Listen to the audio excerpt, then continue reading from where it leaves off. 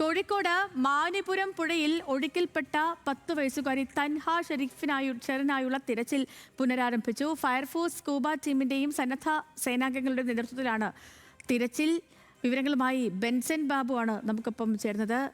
Benson, ഇന്നലെ വൈകുന്നേരം സംഭവിച്ചതാണ്. ഇപ്പോൾ ഈ തിരച്ചിൽ പുനരാരംഭിക്കുമ്പോൾ എന്തെങ്കിലും സൂചനകൾ ലഭിക്കുന്നുണ്ടോ? എങ്ങനെയാണ് കാര്യം?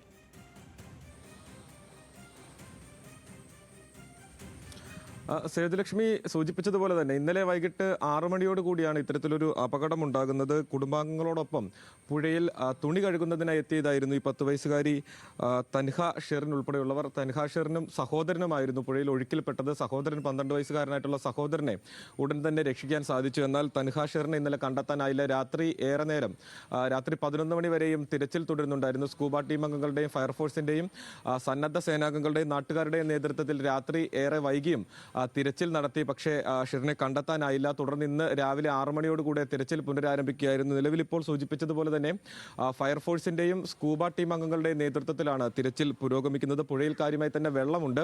അതുകൊണ്ട് തന്നെ തിരച്ചിൽ കാര്യമായിട്ടുള്ള കൂടുതൽ ആളുകളെ പങ്കെടുപ്പിച്ചുകൊണ്ട് കൂടുതൽ സന്നദ്ധ സേനാംഗങ്ങളെയും അതോടൊപ്പം തന്നെ നാട്ടുകാരെയും, ഈ പുഴ കൃത്യമായി അറിയാവുന്ന നാട്ടുകാരെയും കൂടി പങ്കെടുപ്പിച്ചുകൊണ്ടാണ് ഇപ്പോൾ തിരച്ചിൽ പുരോഗമിക്കുന്നത്. സൂചിപ്പിച്ചതുപോലെ തന്നെ 2 പേരായിരുന്നു ഈ തൻഹ ഷെറിന്റെ സഹോദരൻ ഉൾപ്പെടെ ഈ പുഴയിൽ മുങ്ങിപ്പോകുന്ന സാഹചര്യം ഉണ്ടായിരുന്നു. പക്ഷേ ഉടനെ തന്നെ ആ കുട്ടിയെ രക്ഷപ്പെടുത്താൻ സാധിച്ചു. പക്ഷേ തൻഹ ഷെറിനെ കണ്ടെത്താനായിട്ടുണ്ടായിരുന്നില്ല. നിലവിൽ ഈ തിരച്ചിൽ പുരോഗമിക്കുകയാണ്. ഇവർ 5 പേരായിരുന്നു ഈ പുഴയിലേക്ക് എത്തിയിട്ടുണ്ടായിരുന്നത്. അതിൽ 2 പേർക്കാണ് അപകടം സംഭവിച്ചത്. തിരച്ചിൽ ഇപ്പോഴും പുരോഗമിക്കുകയാണ്. സേതുലക്ഷ്മി. ശരി ബെൻസൻ, ഓക്കെ.